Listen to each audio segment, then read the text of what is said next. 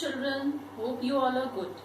Now children, the most crucial time has come for you because you have to move on with your syllabus. You have to cover a lot of syllabus for the half year exam. Plus you have to do the previous revision also. We'll start a new lesson today. Lesson number 6, heat and energy. Now children, you all are familiar about heat. When you rub your palms against each other, heat is produced. When you pass electric current in a metallic wire, the wire gets heated. When you burn coal, you get heat.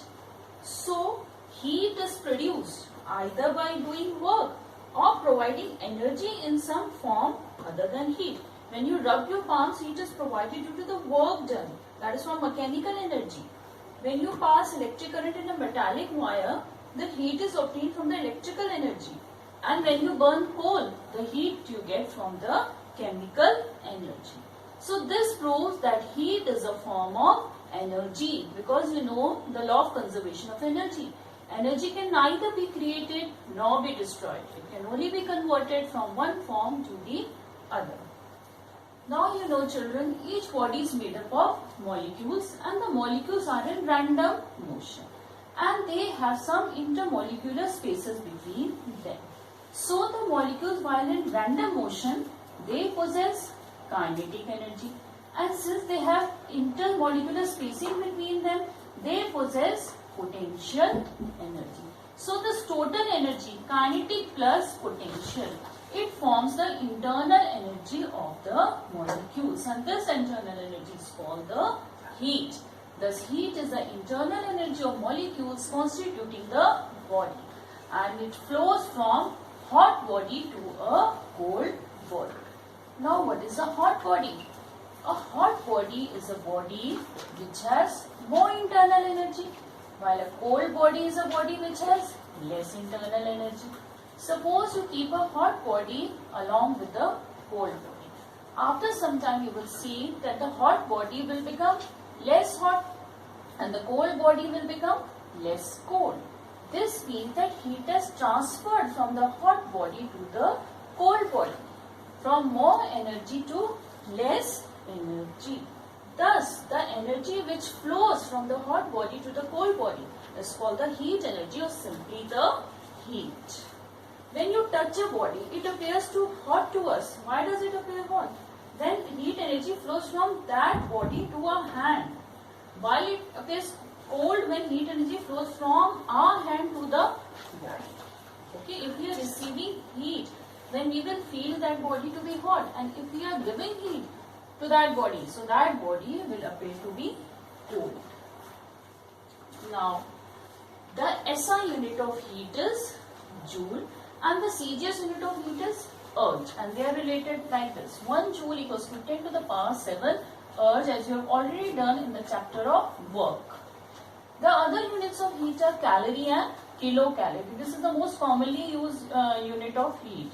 You measure the heat contents of the food which you eat in terms of calorie or kilocalories. Now the relation between calorie and joule is that 1 calorie equals to 4.186 joule, or approximately 4.2 joule. This is the relation between calorie and the SI unit of heat. Now what do you mean by temperature? Now you have seen that when a hot body is kept in contact with the cold body, it is noticed that after some time the hot body becomes less hot, cold body becomes less cold. This is because of the flow of heat from the hot body to the cold body. Now the body which imparts heat is said to be at high temperature, and the body which takes heat is said to be as at less temperature or low temperature. Thus, temperature is the quantity, is the parameter which determines the direction of flow of heat. It determines in which direction the heat will flow. When a body receives heat energy, the particles constituting the body start vigorously vibrating more vigorously, and its temperature rises, provided its physical state or dimension remain unchanged. So the hot body is giving heat, so its temperature is decreasing, and the cold body is taking in heat, so more vigorously the molecules will start moving. So it will be attaining high temperature. Thus, we get the definition of temperature. Temperature is the degree of hotness or coolness of the body, or the quantity which tells us the thermal state of a body. Thermal means heat. It determines the direction of flow of heat when two bodies at different temperatures are placed in contact. And the SI unit of temperature is Kelvin, and the other units are degree Celsius and degree Fahrenheit. And if you have to convert degree Celsius into Kelvin, you will add 273 to it. Now one more thing, children. How will you measure the heat? Heat is measured by means of calorimeter. Okay, by principle of calorimeter, which is based on the principle of mixtures. And temperature is measured by means of thermometer.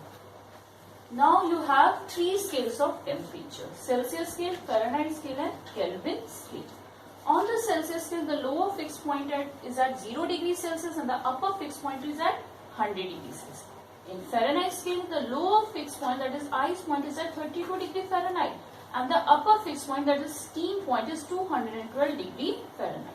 On the Kelvin scale, lower fixed point is 273 Kelvin and the upper fixed point is 373 Kelvin. Now see, between 0 to 100 degrees Celsius, how many divisions?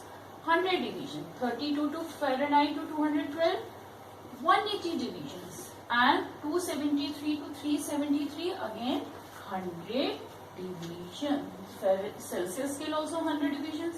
Kelvin scale also 100 divisions. So the size of 1 degree Celsius is always equal to 1 Kelvin. The rise in temperature or size of 1 degree Celsius equals to 1 Kelvin. And if you have to convert Celsius and Fahrenheit, then you will use this formula. C upon 5 equals to F minus 32 upon 9. Because 1 degree on Celsius scale is equals to 9 upon 5 degree on Fahrenheit scale. Because 100 division on Celsius is 180 on Fahrenheit. So 1 division is 180 upon 100 means 9 upon 5. So you can use this formula to convert degree Celsius to Fahrenheit or to convert Fahrenheit to degree Celsius. Now the next topic is thermal expansion. We know almost all substances, solid, liquids and gases, expand on heating and contract on cooling. The expansion of a substance on heating is called the thermal expansion of that substance. You know, solid has a definite shape. So when a solid is heated, it expands in all directions. That is, length will increase, its area will increase, its volume will increase. Everything will increase on heating. The increase in length is called linear expansion. The increase in area is called superficial expansion. And the increase in volume is called cubical expansion. So solid will experience all the three expansion: linear, superficial as well as cubical. But the liquids and gases do not have a definite shape, so they will have only cubical expansion.